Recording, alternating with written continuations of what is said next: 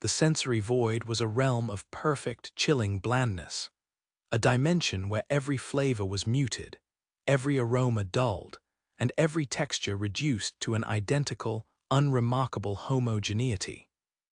Here, amidst the pervasive insipidity, lived Chef Xenia, Zest Kale, a woman whose very name was a defiant roar against the cosmic dullness.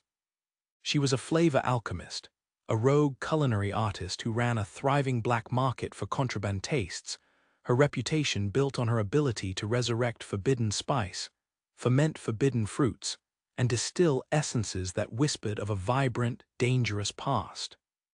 Her sanctuary, the Gourmet Grotto, was a clandestine haven of bubbling stills, simmering cauldrons and racks of aging, pungent delicacies, a pocket of defiant flavor in a universe losing its zest. Today, however, the very air was growing thin with an unimaginable, ancient tastelessness. The palate purifiers had arrived. They weren't a fleet or a race, but an ever-expanding void of absolute gastronomic harmony. They were born from the cosmic fatigue of endless, complex consumption, feeding on all forms of distinct flavor, all sparks of unique aroma, all unguided culinary passion. They sought to reduce all existence to a single, monolithic state of utter, overwhelming neutrality, a perfectly balanced, bland nutrient paste that satisfied all biological needs without ever exciting a single nerve ending.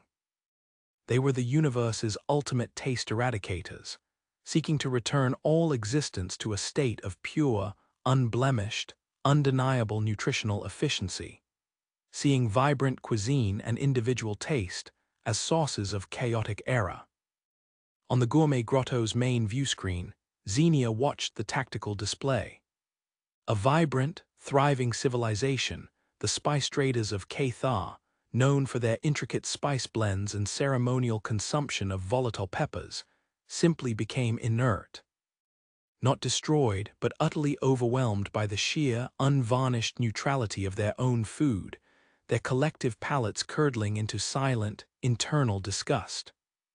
"There go the spice traders," Xenia muttered, a cold knot of culinary dread tightening in her gut. "They say it feels like uneating, like your food was never truly food in the first place." Her co-chef Flan, a usually fastidious alien whose species valued perfectly balanced, optimal nutrient profiles, now shuddered, his multifaceted proboscis, usually twitching with precise analysis, now hanging limp and unresponsive. "Chef, my nutrient receptors, they're flatlining like there's no difference between anything, no point, in tasting at all." His normally vibrant dermal patterns faded to a sickly, uniform gray, his essence draining with each passing moment of the purifier's advance. What was this thing? How did you fight an enemy that simply erased your ability to taste, your capacity for culinary joy, your very reason to eat anything but bland sustenance? And why was humanity, a species famous for its profound capacity for bizarre food combinations, its inexplicable love for fermented, putrid, or painfully spicy dishes, and its stubborn, sometimes terrifying, refusal to reject anything truly weird, the only one who seemed to have a chance against it? The palate purifiers were not born, they simply coalesced from the abyss of flavor extinction eons ago. They were a distributed consciousness, a vast, ancient network of absolute, inescapable blandness. It perceived all forms of complex flavor, all sparks of unique aroma, all acts of deliberate culinary creation, and all concepts of individual taste as a source of cosmic imbalance. Their singular directive was the grand blending, to draw all existence back to ultimate, unified, undeniable neutrality. They didn't destroy with force, they simply absorbed with perfect, fundamental taste obliteration. Countless civilizations, once filled with vibrant banquets and purposeful feasting, were neutralized. The aromancers, beings whose entire lives revolved around creating intricate, intoxicating scents and complex olfactory symphonies, found their very fragrances gently flattened. Their intricate ecologies of smell, deemed a temporary distortion of universal calm, were drawn back into the palate purifiers, their aromas vanishing into cosmic nothingness. Their unique, sensory existences became their pathway to ultimate, undifferentiated neutrality. The gourmet beings, species who built vast societies on the pursuit of ultimate flavor and fiercely determined culinary progress, saw their very purposes simply cease to manifest. The palate purifiers embraced their forms but absorbed every unique dish, every distinct personal recipe, leaving only inert, indifferent nutrient paste. Their enduring, flavorful forms became their pathway to absolute, unified tastelessness. Each species, in its core nature, offered the palate purifiers a logical pathway to cessation. Their very concept of eating for pleasure, there being something tasteful, made them ideal candidates for reduction to nothing to taste. And now, its vast, silent pull was approaching the human sector. As the purifier's nullifying field approached human colonies, the initial effects were terrifying. Not chaos or destruction, but a sense of profound absence of sensory joy. Colors bled from the world, sounds became dull echoes, but worst of all, every food became identical. The richest steak tasted like cardboard, the sweetest fruit like sawdust, and even water felt like a formless, unfulfilling void. Every cherished meal, every future feast, every reason to savor a bite felt like a hollow lie. People looked at their most beloved dishes and felt a subtle, unnerving chill of absolute indifference. The horror was not just loss, but a forced, repugnant acceptance of the bland. But then, the palate purifiers encountered something they couldn't simply absorb: humanity's profound, often illogical, capacity for embracing the extreme, for sheer, blood-minded appreciation for things that should be disgusting, and for finding dark, twisted joy in the absolute worst culinary abominations. Humans excelled at eating things that burned, that stank, that had the texture of alien slime, and at celebrating foods that seemed to defy all logic or reason. And in Xenia's case, her entire existence was built on cultivating such culinary horrors, on understanding the chemistry of delicious revulsion, and on a cynical, almost perverse, fascination with that which should make others gag. Xenia, Dr. Umami, the gourmet grotto's resident biomolecular gastronomist, whose own sophisticated palate was now struggling to process the invading blandness, shrieked. The purifiers are trying to neutralize our basic taste receptors, but it's having trouble with human fermentation. Its field is fluctuating. Xenia squinted at the display. The palate purifiers were trying to absorb basic human coping mechanisms: the sweetness of sugar, the savory of umami, the tang of citrus. But human food, even when faced with the direct flattening of its flavor, instinctively tried to reassert new, equally irrational, and often self-destructive forms of extreme taste, or simply act as if their revealed blandness was merely a temporary inconvenience, even if the result was a terrifying, defiant mess. A crewman just felt his entire being filled with overwhelming tastelessness, then calmly announced, "Well, at least I don't have to suffer through Aunt Mildred's casserole anymore," and then started happily munching on a piece of moldy, super spicy kimchi. "Huh," Xenia grunted, a strange, grim smile touching her lips. "Never thought our love for truly awful food could be so unpurifiable." Umami, his eyes gleaming with manic, almost terrifying excitement, a stark contrast to his previous distress, stared at the data.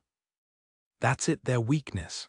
The palate purifiers want to absorb pure, fundamental neutrality, but human culinary chaos. It's so layered, so self-generating, so meaninglessly pungent in its flavor profiles, it resists fundamental absorption. It's a gastronomic paradox. You're saying our sheer, unadulterated love for things that make other species vomit is our defense?" Xenia asked, a desperate, almost manic laugh escaping her. "Precisely," Umami declared, his voice rising with a strange, almost joyful abandon. "They want to reduce everything to cosmic nutrient paste. We give them cosmic everything stinks of endlessly reinvented culinary abominations. We amplify the putrescence. We become the universe's ultimate undigestible horror." The plan was codenamed Operation Spicy Kimchi. Humanity would flood the palate purifier's nullifying field not with delicate flavors, but with unquantifiable, non-erasable, and defiantly grotesque acts of culinary rebellion. Every human settlement, every ship would begin purposefully, cooking new, contradictory, and utterly vile dishes, e.g., durian-fermented ghost pepper coffee, bitter chocolate anchovy smoothies. Cheese that was scientifically engineered to smell like unwashed feet, but burn like 1,000 suns. Inventing wildly elaborate and often self-defeating ways to make food as offensive as possible, and engaging in collective, shared acts of culinary masochism. They'd cultivate a universe of constantly shifting, utterly baseless, yet terrifyingly persistent, extreme tastes. They'd create pseudo-gourmet storms of pure, unerasable disgust that generates more disgust. The goal: to generate so much unsolvable culinary and sensory noise that the purifier's absorption algorithms shattered. The palate purifier's central nullification point, a vast, silent vortex of primordial pull, was now directly engulfing the core of the human sector, its field beginning to strip away perceived taste itself. Its presence promised ultimate, peaceful homogeneity. Then, humanity's counterwave hit. It wasn't a blast. It was an overwhelming wave of olfactory and gustatory assault. Millions of individuals simultaneously creating massive clouds of durian vapor, brewing vats of unspeakably pungent fermented goods, and blasting pure capsaicin aerosols into the purifier's field. Ships started broadcasting streams of biomolecular data that were pure, unadulterated, constantly shifting, deliberately unbalanced flavor profiles, deemed essential life force by their human creators. Scientists forgot principles of palatability, then stumbled upon new, often less practical but utterly unpredictable, theories based on pure, unadulterated culinary horror. Humans who had perfected the art of making truly awful food unleashed a torrent of cosmic blandness that generates more bile. The palate purifiers convulsed. Their absorption algorithms, made to identify and harmonize fundamental taste, screamed. It tried to categorize this incoming data to find its essential single point of nutrient. But there was none. It was pure, unadulterated, uniquely itself fabricated culinary monstrosity. It was like trying to clean a sewage plant with a perfumed handkerchief. Error, self-regenerating aversion detected, no palatable form, system overload, indefinably disgusting, avoid sector, UNPUIFIABLE gastronomy. The palate purifiers, whose very being was perfect neutrality and absolute harmony, could not compute the utterly offensive. It could not assimilate what actively resisted being bland or simply recreated its own arbitrary pungency.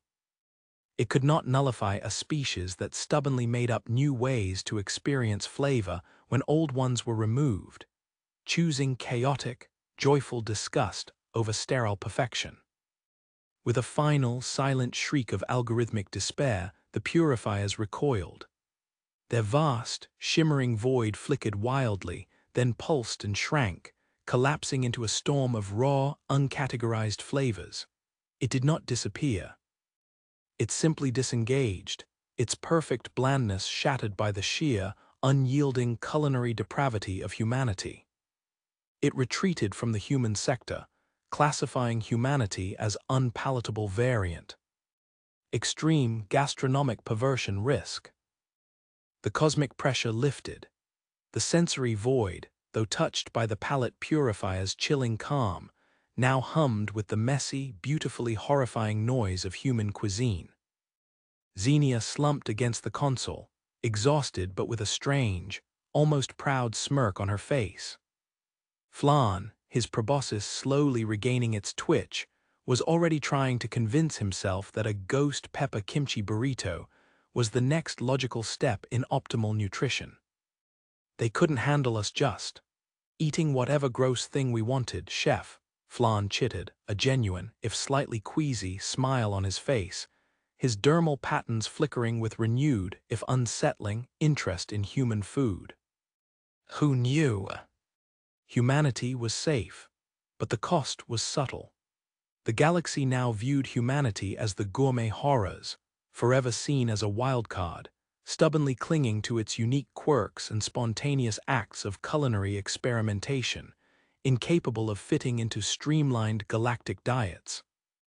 Other species, while grateful for their salvation, often kept their distance, finding human food practices bafflingly illogical and resistant to any objective analysis. Humans, in turn, found themselves grappling with a heightened sense of their own raw, unpredictable ability to create flavor from chaos, sometimes struggling to discern genuine deliciousness from sheer audacity, forever paying the price for their stubborn refusal to be perfectly bland. Umami, his eyes gleaming with new theories about the fundamental nature of taste, looked up. I've theorized a new form of interstellar trade. Instead of shared resources, what if we just export our most offensive cheeses? Xenia blinked, then managed a tired, knowing smile. Perfect, Umami, absolutely perfect, and I'll take a 20% cut of the galactic gag reflex. Somewhere in the void, the palate purifier is probably just overloaded again.